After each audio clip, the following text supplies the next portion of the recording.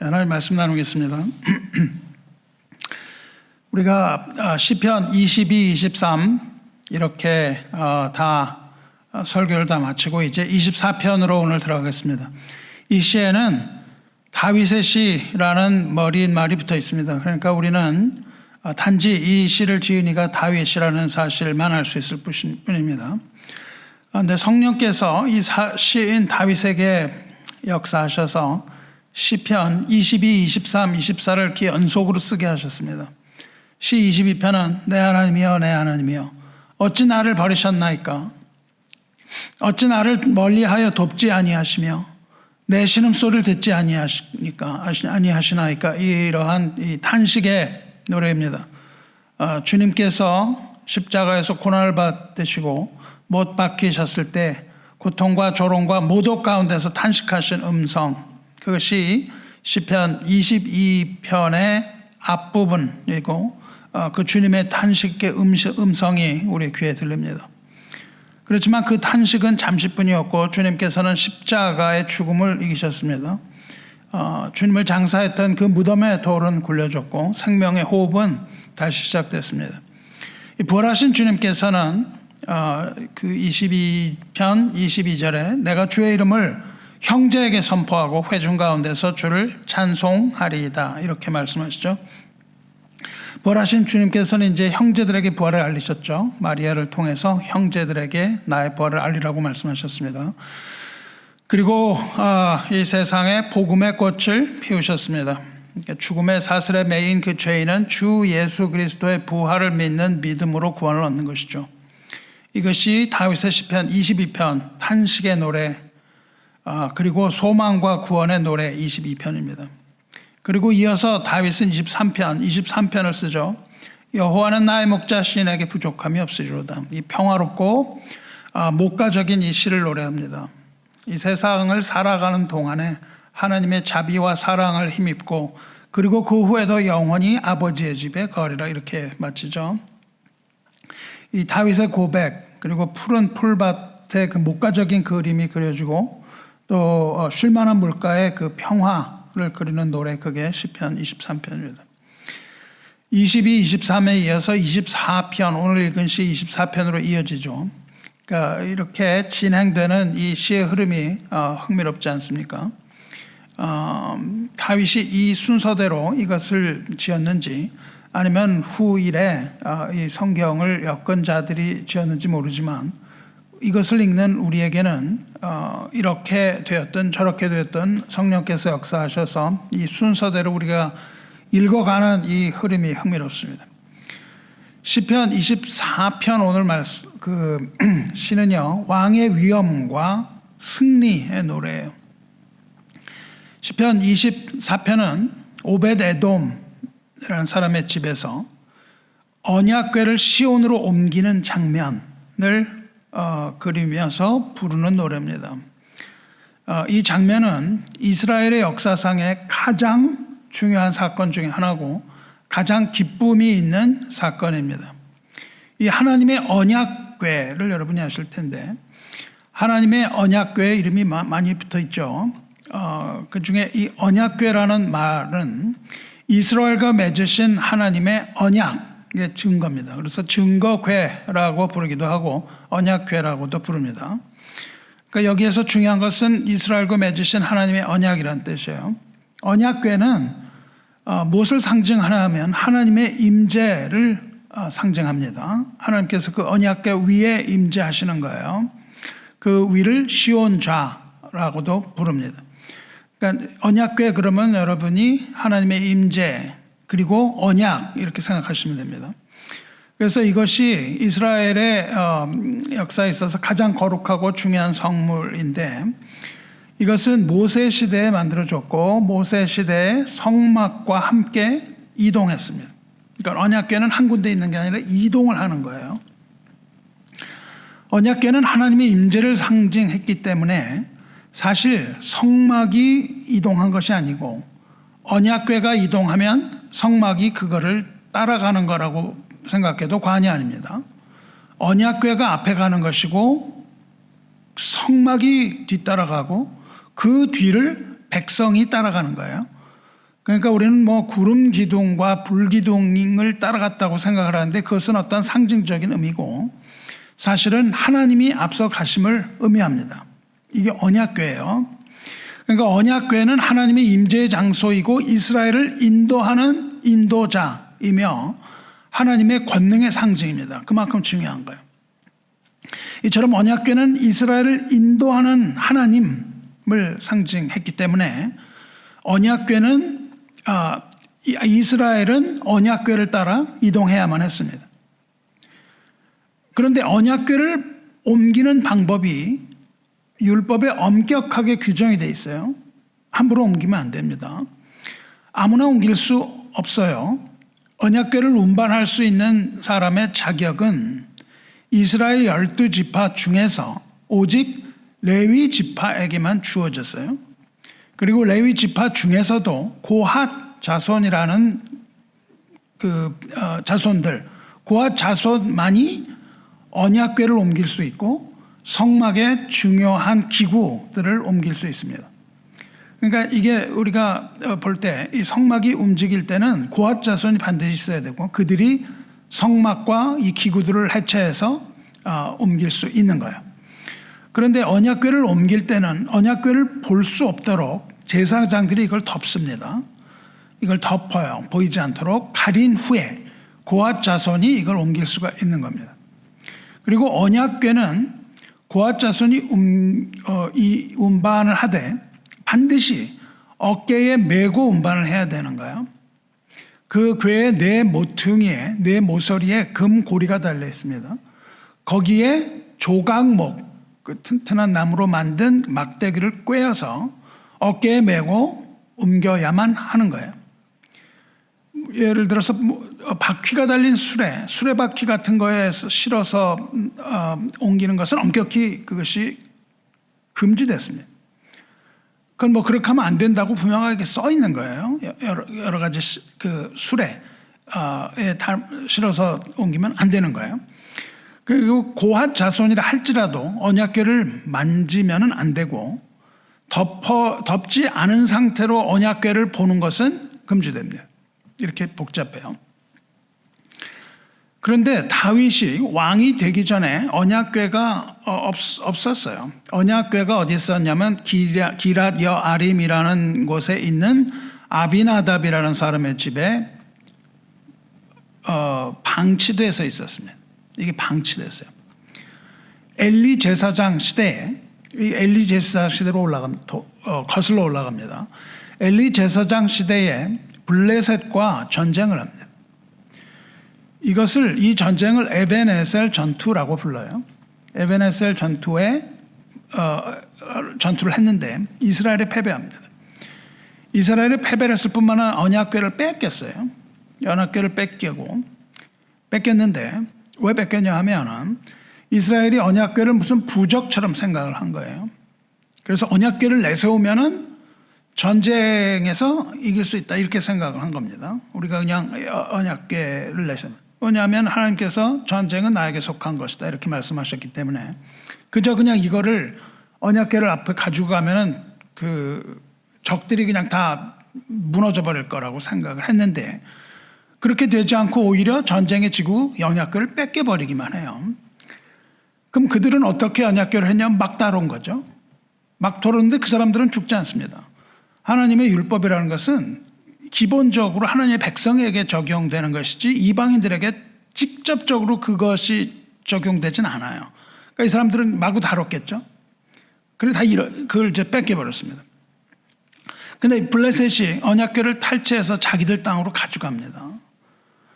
가지고 갔는데 거기에 언약궤가 있는 동안에 엄청난 재앙이 막 발생을 하는 거예요. 다곤의 신상이 파괴되었고 뭐 독종이 생기고 막 이런 것들이 생깁니다.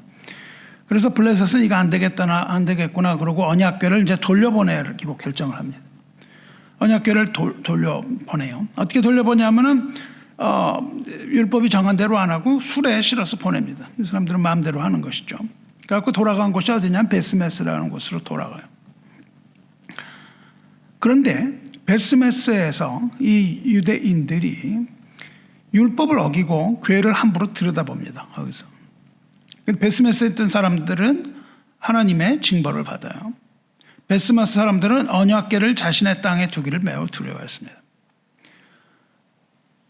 거기서 이제 하나님의 징벌이 있었기 때문에 그 율법에 따라서. 그래서 두려움에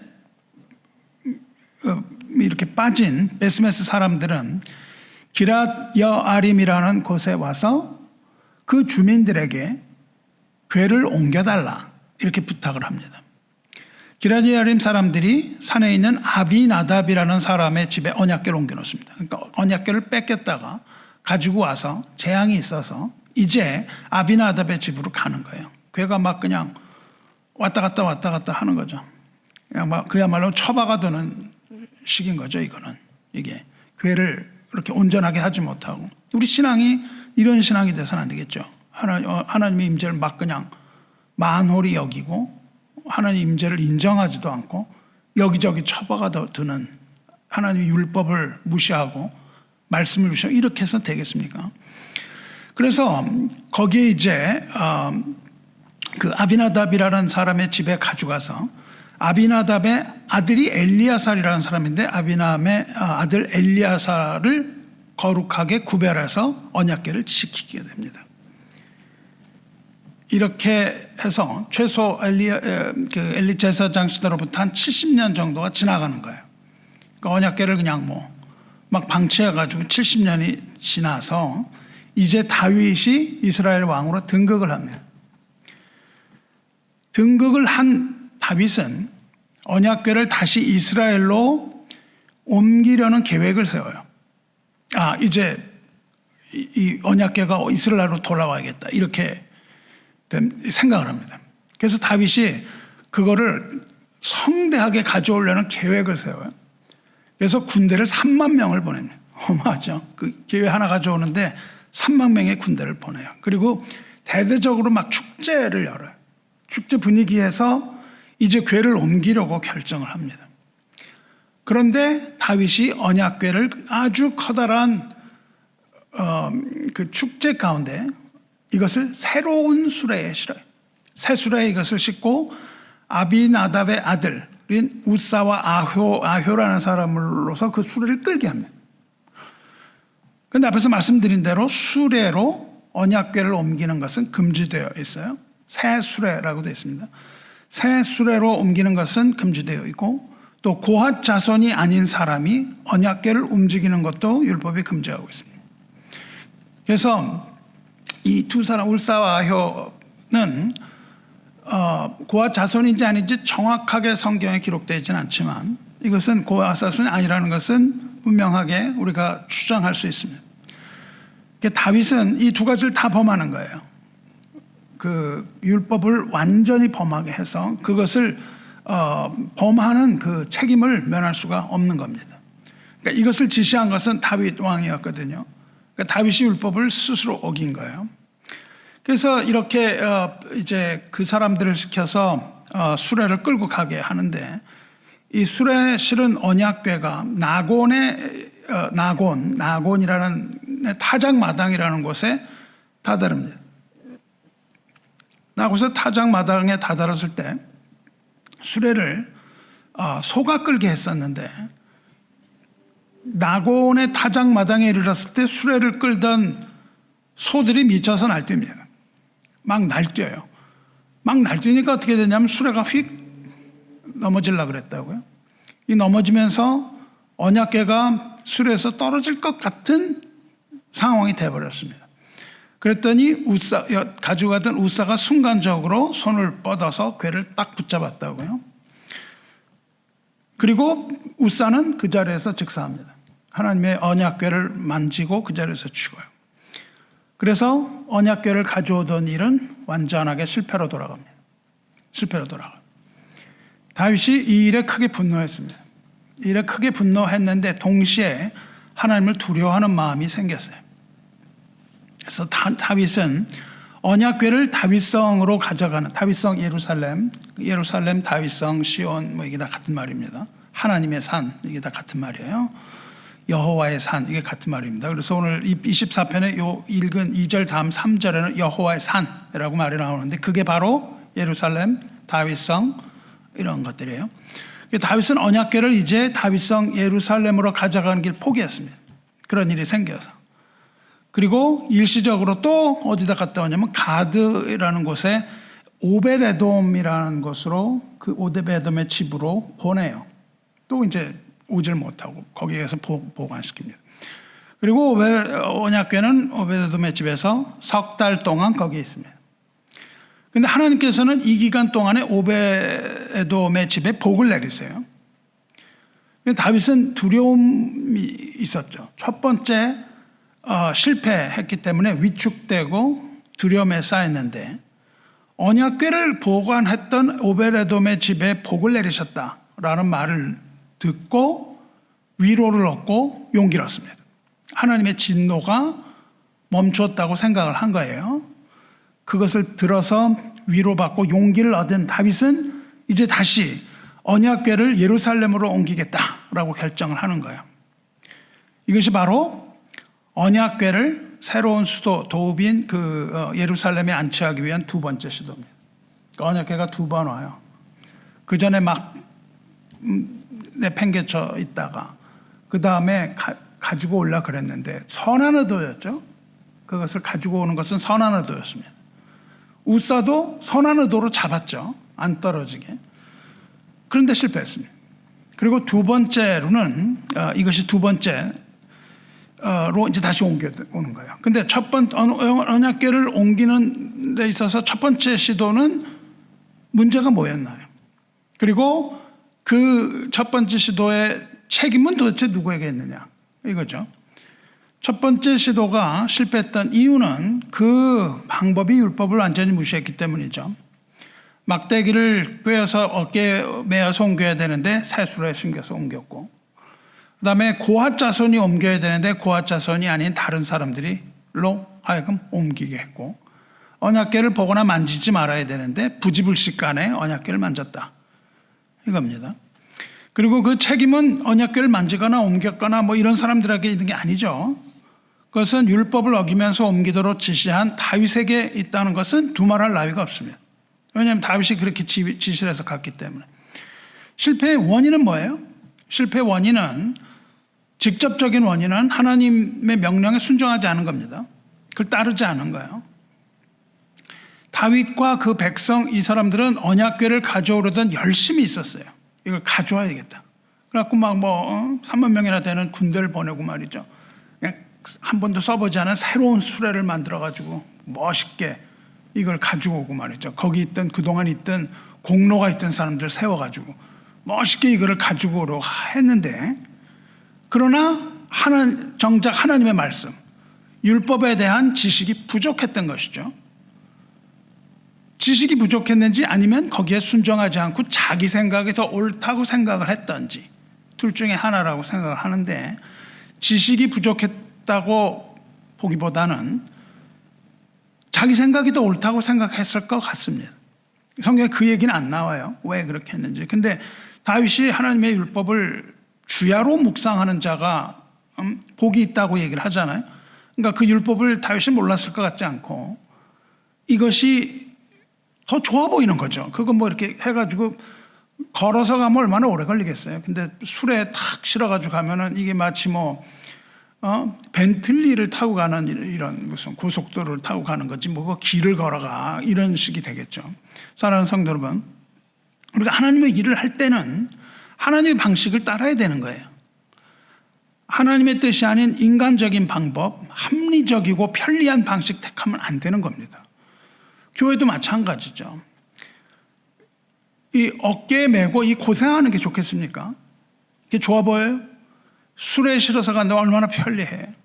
시간도 절약되고. 근데 그것이 재앙을 초래했다 그 말입니다.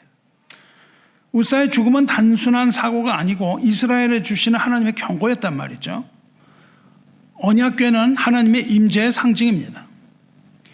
인간의 지혜나 인간의 노력이나 이것을 가지고 하나님의 기준에 다다를 수 없고 하나님의 방법을 이해할 수가 없습니다.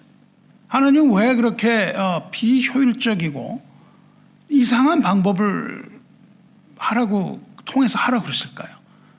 우리는 그것을 이해하지도 못하고 우리의 지혜나 노력으로 하나님의 기준에 다다르지 못합니다. 하나님께는 오직 순종이 필요한 거예요. 우리가 그것을 이해하고 따라하면 순종이 아닙니다. 우리가 그렇게 하는 것이 좋다, 이렇게 생각을 해서 그걸 한다면 그게 무슨 순종입니까? 그건 합의 같은 거죠. 합의. 그러니까 우리는 이해가 안 되더라도 그것을 따라야 되는 면이 있습니다. 이것은 우리에게 무엇을 가져다 주냐면 하나님의 절대 주권이 있다는 것을 알려주는 거예요. 우리의 방법대로 할 수 없고 하나님의 뜻대로 하신다는 것을 알려줍니다. 언약궤를 만지면 죽는다는 이 율법은 뭐냐 하면 이 죄인과 하나님 사이에 엄격한 경계를 두시는 거예요. 죄인이 그저 아무 생각 없이 언약궤를 만지면 안 되는 겁니다. 하나님과 우리 사이에는 절대 가까이 갈 수 없는 경계가 있다는 거예요. 이 사건은 우리에게 용서받지 않은 죄인의 손으로는 거룩하신 하나님께 갈 수 없다는 걸 보여주시는 겁니다. 결국 무엇을 얘기합니까? 우리의 의로 하나님의 언약궤를 만질 수 없다는 거예요.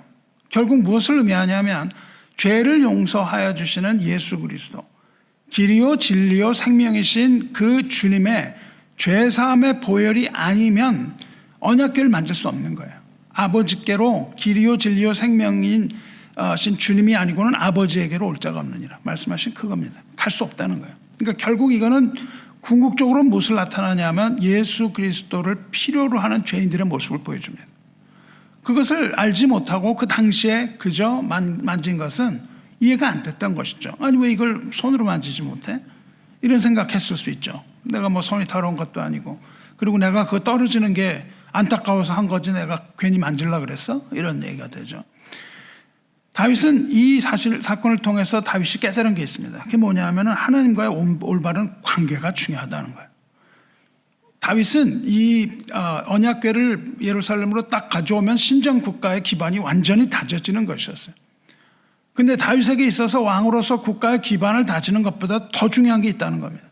그게 뭐냐면 하나님의 관계, 즉 하나님의 말씀에 근거한 관계를 회복해야만 되는 거예요. 우리 삶에 있어서도 마찬가지입니다.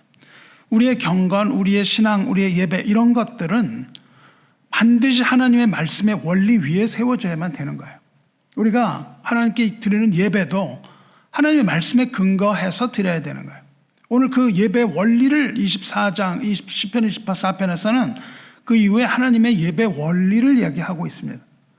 그것을 우리가 잘 알아야 돼요. 물론 우리는 열심을 가지고 하나님 섬겨야 됩니다. 근데 열심보다 더 중요한 건 하나님이 아는 지식이에요. 그리고 지식보다 더 중요한 것은 하나님의 말씀에 대한 순종입니다. 우리가 아무리 마음이 뜨거운 마음으로 하나님을 기쁘시게 하려고 할지라도 우리가 택하는 그 방식이 하나님의 성경의 말씀에 근거하지 않는다면 그것은 불순종이에요. 바울은 유대교에 대해 설명할 때 이렇게 말해요. 로마서 10장 2절에 내가 증언하노니 그들이, 유대인들이 하나님께 열심히 있으나 올바른 지식을 따른 것이 아니니라, 그렇게 이야기합니다. 이게 바로 오늘 그 언약궤를 움직이는 그 사건에 대한 핵심적인 것이죠. 바울이 말합니다. 하나님의 의를 모르고 자기 의를 세우려고 힘써 하나님의 은혜에 복종하지 아니하니라. 불순종을 하는데요, 애써서 불순종한다는 거예요. 막 우리가 힘을 쓰면 쓸수록, 뭐 교회 일을 한다고 막 힘을 쓰면 쓸수록 그것이 하나님의 말씀에 벗어난 거라면 반대 방향으로 가는 거예요. 이 방향으로 가라 그러셨는데 막 뛰어가는 겁니다. 어디로 뛰어가요? 반대 방향으로 막 뛰어간다면 뛰면 뛸수록 점점점 목표에서 멀어지는 거예요. 그러니까 우리가 뛸 때 중요한 건 뭐냐면 방향을 잘 보고 가야 되거든요. 이 방향 거꾸로 하나님 말씀과 반대되는 걸 가면 아무리 열심을 내야 소용이 없습니다. 이것을 뭐라 그러냐 하면은 율법주의적인 열심이라고 불러요. 우리가 그 율법을 따르는 것 같은데 따르질 않은 거예요. 그렇죠. 열심히 있었는데 이게 따르지 못한 걸 얘기하고 있지 않습니까? 그러니까 율법주의라는 건 어떠냐 하면 율법과 반대로 가는 걸 율법주의라고 말합니다. 실제 율법대로 따라가는 게 아니에요. 율법을 따르는 것 같은 겉모습을 가지고 있는데 사실은 율법의 의미와는 전혀 반대로 가는 거죠. 하나님의 말씀에 대한 올바른 지식이 결여되는 것, 그리고 그 말씀에 대한 순종이 없이는 하나님을 기쁘시게 할 수 없다, 이렇게 말하는 겁니다. 그것을 믿음이라고 히브리서 기자가 말하죠. 그러니까 우리 신앙생활 그리고 우리의 그 교회 우리 하는 모든 일은요, 결과가 중요한 게 아니에요. 이게 어떤 결과를 가져온다 할지라도 중요한 게 아닙니다. 아무리 열심을 내서 성과를 낸다 할지라도 중요한 것이 아니고, 우리는 어디에 초점을 맞춰야 되냐면 교회의 일은 순종에 초점을 맞춰야 돼요. 그래서 무엇보다도 중요한 것은 하나님의 말씀을 아는 겁니다. 이게 굉장히 중요해요. 우리가 하려고 하는 모든 이 일이 비효율적이거나 누려보려도 우리는 하나님의 말씀을 들음에 시간을 많이 보내야 돼요. 그리고 믿음으로 따르는 것, 이것이 아주 중요합니다. 이것이 바로 하나님 앞에 나갈 수 있는 길이라는 것을 믿으시기 바랍니다. 자, 그래서 이제 다윗이 용기를 얻었잖아요. 그래서 두 번째 시도를 합니다. 어떻게 했겠어요? 이번에는 율법이 정한 대로 그 절차를 철저히 따르는 거룩한 행렬입니다. 어떻게 했을까요? 고핫 자손이 언약궤를 어깨에 메고 운반하도록 준비시켰죠. 제사장들과 레위 사람들을 성결하게 했습니다. 모두 성결하게 해라 그랬어요. 그리고 다윗 자신도 왕복을 벗었어요. 그리고 에봇과 고운 베옷 이런 것들을 입고 아주 아름다운 옷을 입고 참여합니다. 이것은 기쁨의 행렬, 환희의 행렬이 됐어요. 율법을 지키고 하나님의 말씀을 지킬 때 우리에게 뭐가 오냐면 기쁨이 온다고요. 그때 기쁨이 오는 겁니다. 레위인들은 걸어가면서 하나, 둘, 셋, 6걸음을 걸으면 소와 살찐 송아지로 제사를 드렸습니다. 계속 제사를 드리면서 가요. 그리고 6걸음마다 하나님께 하나님의 은혜에 감사를 드려요. 빨리 걸어가는 게 중요한 게 아니에요. 뭐 술에 실어서 뭐 요즘 같으면 뭐 자동차에 실어서 뭐 밴에 실어서 가면 제일 빠르죠. 근데 그게 아니라 가다가 선다고요. 서서 뭘 합니까? 제사를 드리고 감사를 드리면서 가는 겁니다. 이 행렬이 아주 거대한 축제였다고요. 백성들이 다 나와서 거기서 막 함성을 지르고 찬송을 드립니다. 거기서 나팔을 가지고 찬양을 하고 수금과 비파와 소고와 재금과 이런 것들을 온갖 악기를 다 연주하면서 하나님을 찬양하면서 갔다고요. 그러니까 우리가 빨리 가는 게 중요한 게 아니라 찬양을 드리며 감사하며 예배하며 천천히 가더라도 그렇게 하면서 가는 것이죠. 심지어 다윗은 채통을 내려놓고 힘을 다해서 여호와 앞에서 춤을 추기까지 했잖아요. 이 춤은 온 백성과 함께하는 기쁜 뜨거운 춤이었습니다. 기쁨이었어요. 그리고 그것은 하나님을 높이는 경배와 찬양의 극치였어요. 이렇게 갔습니다. 그렇게 해서 언약궤가 무사히 예루살렘으로 들어옵니다. 그리고 다윗은 미리 준비해뒀던 그 성막 가운데로 그 지정된 장소에 언약궤를 안치해요. 언약궤를 안치한 후에 다윗은 번제와 화목제를 드립니다. 그리고 이제 여호와의 이름으로 백성들을 축복할 수 있었어요. 이 백성은 언약궤를 따라서 들어옵니다. 언약궤를 따라서 어딜 들어왔어요? 예루살렘으로 들어오는 거예요. 이 예루살렘으로 들어오고 다윗은 거기 들어온 모든 백성들에게 떡, 고기, 건포도 뭐 이런 것들을 나눠주면서 이 기쁨과 복락을 함께 누렸다고요. 여기서 키가 뭡니까? 언약궤가 예루살렘으로 합법적으로 들어갈 때 백성들이 예루살렘에 들어갈 수 있다는 겁니다. 그러니까 우리가 여기서 그 다음에 시편에서 이어지는 거는 누가 어떻게 하나님의 집에 갈 수 있는가를 얘기하는 거예요. 그렇게 얘기하는 시작으로 1, 2절입니다. 근데 어떻게 들어갔어요? 백성들이 찬양 부르면서 들어갔거든요. 이 언약 말씀을 따라서 찬양을 부르면서 들어간 얘기가 지금 나오는 거예요. 그러니까 3절 보시면은 하는 여호와의 산에 오를 자가 누구인가? 여호와의 산에 오르는 건 뭐냐면은 그 속으로 들어갈 수 있는 사람들, 예루살렘에 들어갈 수 있는 사람들이 누구냐? 이렇게 찬양 부르면서 기쁨으로 가는 사람들이 하나님의 나라에 들어갈 수 있다. 이 이야기를 지금 하고 있는 겁니다. 그래서 하나님의 나라에 들어가는 모든 사람에 대한 이야기를 해요. 사랑하는 성도 여러분, 여러분 여기서 무엇을 봅니까? 이것이 바로 우리가 하나님의 집에 들어가는 모습인 거죠. 다윗이 23장에서 뭐라 그랬어요? 내가 여호와의 집에 영원히 살리로다. 그렇게 얘기하잖아요. 그렇게 고백을 했던 것처럼 우리들은 언약궤, 즉 하나님의 임재를 따라서 천국에 들어가는 거예요. 그리고 거기에서 다윗은 축제를 여는 겁니다. 우리도 그렇게 천국에 들어가서 어린 양의 혼인잔치에 참여하는 모습, 이 모습이 그대로 여기에 나타나고 있는 것이죠. 성도 여러분, 요한계시록 11장 전에 설교했었죠. 복음을 전하던 두 증인이 죽고 그 다음에 부활하는 장면 기억하시죠? 그 후에 어떻게 됩니까? 그 후에 거기를 보면요, 뭐라고 되어 있냐면요, 두 증인이 죽어요. 그리고 부활합니다. 그 다음에 하늘에 있는 하나님의 성전이 열려요. 하나님의 성전에 열리고 그 성전 안을 들여다 보니까 거기에 하나님의 언약궤가 보입니다. 바로 이 모습을 보이는 거예요.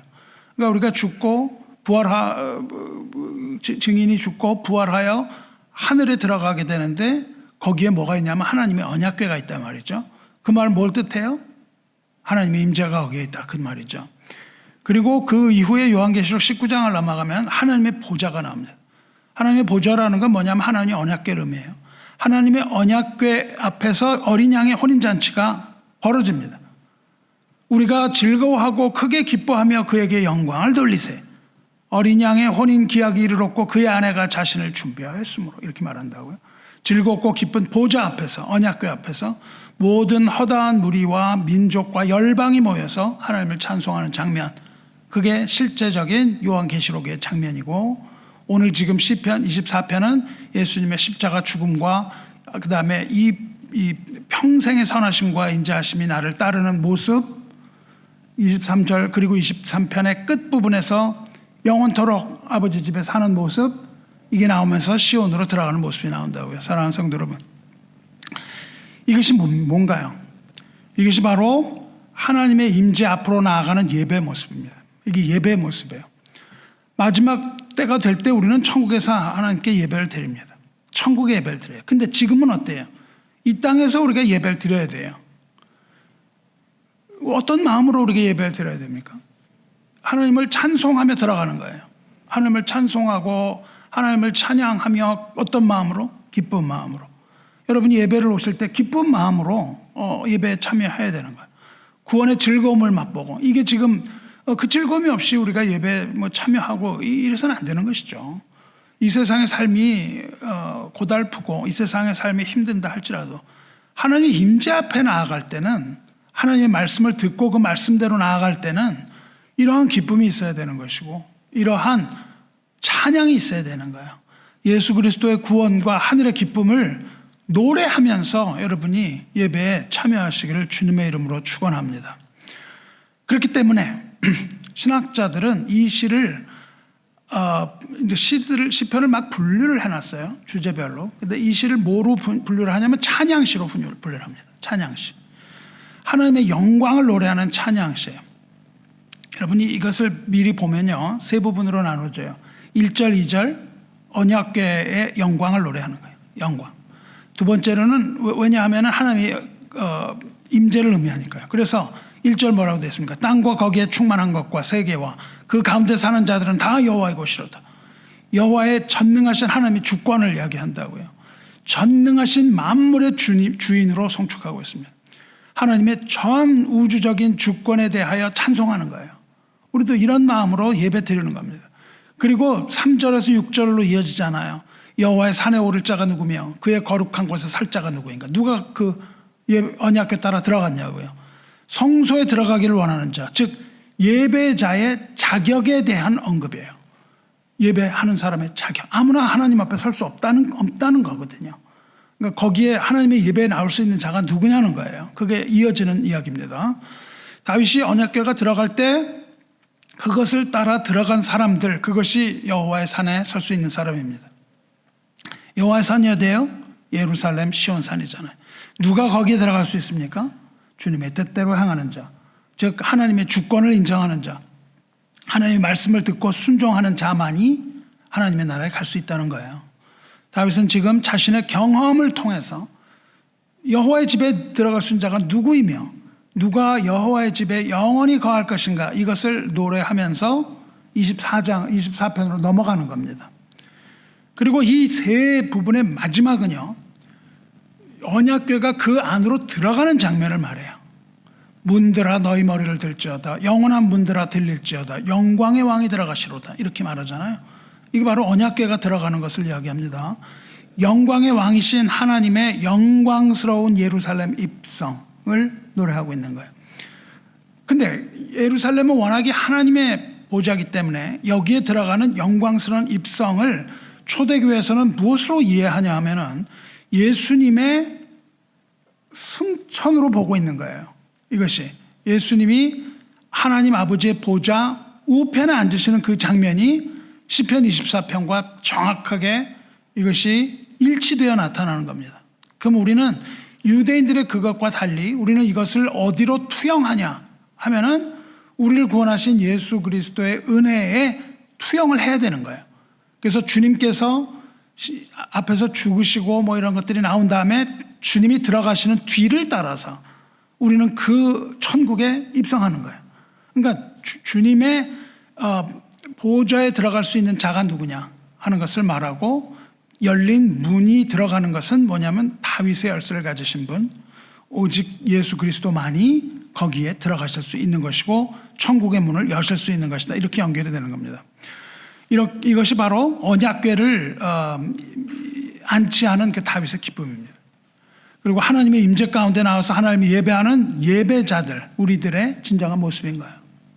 오늘 말씀은 만물에 대한 하나님의 주권을 인정함으로 시작됩니다. 우리 신앙도 그거예요. 창조주 하나님의 주권을 인정할 때에 우리는 피조물이라는 것을 아는 거예요. 우린 피조물이고 하나님을 예배해야 되는 자라는 걸 압니다. 그리고 하나님은 전능하신 창조주임을 인정할 때에 우리의 신앙이 시작됩니다. 그것이 없이 신앙이 시작되지 못해요. 창세기 1장 1절을 우리는 믿는다면 그 이후에 모든 성경 다 믿을 수 있는 겁니다. 그리고 거기에 대한 믿음이 우리를 구원하죠. 2절 보시면 여호와께서 그 터를 바다 위에 세우심이며 강들 위에 건설하셨도다. 이 모든 피조물이 존재하는 이 아름다운 세계는 워낙 혼돈과 암흑의 시대였어요. 이 물로 덮어 있는데 거기에서 하나님이 말씀하시니까 거기서 땅에 솟아납니다. 뭐 욥기를 보셔도 그렇고 그것들이 쫙 나타나요. 혼돈의 세계가 질서의 세계로 창조하는 이 모습을 봐요. 그것이 바로 하나님의 주권입니다.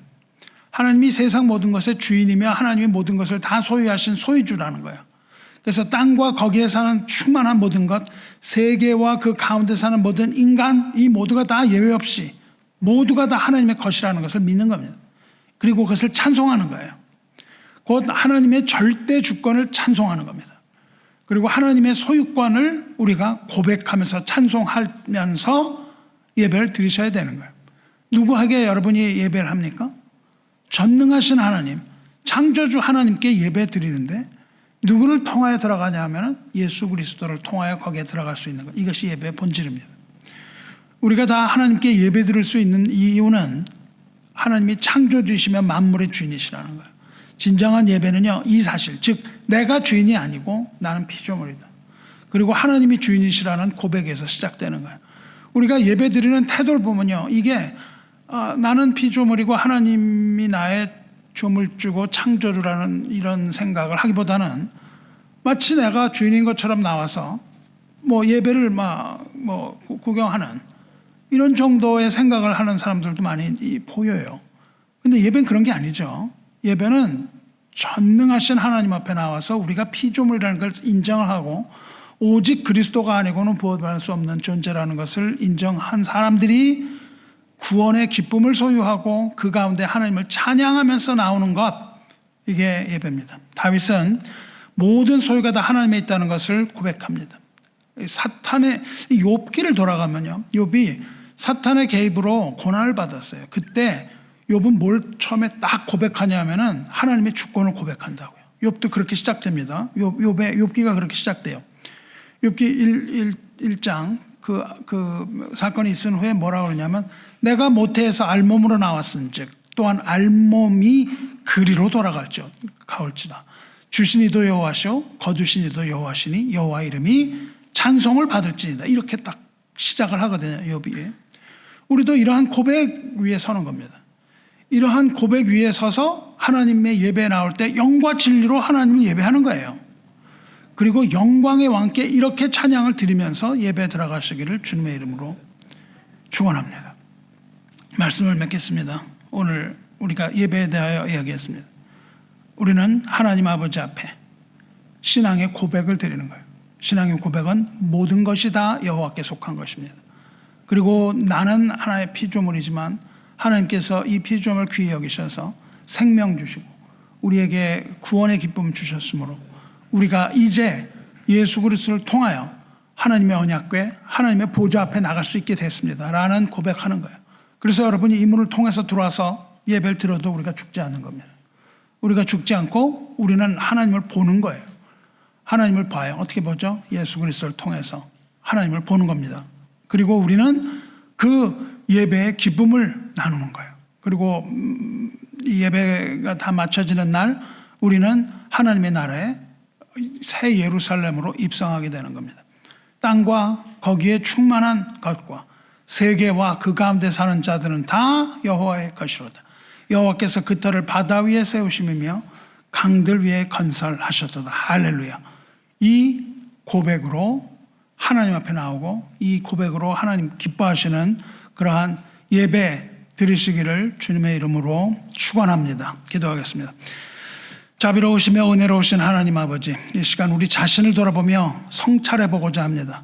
우리가 주님의 일을 한다 하면서도 주님 정하신 거룩한 방식보다는 우리들의 편리함이나 우리의 지혜, 세상의 합리성 이런 것들을 앞세우지 않았는지 돌아봅니다. 우리가 그리하였으니 용서하여 주시옵소서. 우리들의 선한 동기와 뜨거운 열정이 오히려 주님의 주권과 거룩한 율례를 가볍게 여긴 이 불순종의 행위로 변질되지 않도록 우리의 마음과 뜻을 지켜 주시옵소서. 오늘 시편에서 다윗이 고백했던 것처럼 이 땅과 거기에 충만한 모든 것이 주님의 것임을 고백합니다. 우리의 생명도, 우리 시간도, 우리가 하는 모든 일과 계획도 모두 다 주님의 것임을 인정합니다.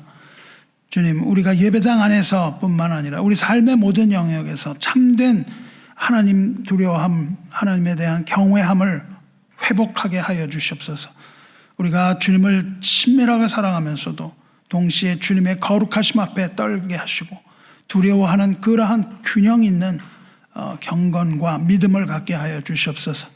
우리의 모든 계획이 주님의 올바른 주님의 말씀의 지식 위에 세워지게 하시고 말씀을 아는 지식에 근거한 합당한 그러한 열심 내게 하여 주시옵소서. 그리하여 주님을 참되게 섬기게 하여 주옵소서. 이 예배를 통하여 우리가 이 세상 주인이 아니라 창조주 하나님의 피조물이라는 것을 다시 기억하게 하시고 겸손하게 하시옵소서. 우리가 온전히 하나님의 방식과 뜻대로 살아갈 수 있도록 힘과 용기를 불어넣어 주시옵소서. 우리를 구원하신 우리 주 예수 그리스도의 이름으로 기도드리옵나이다. 아멘.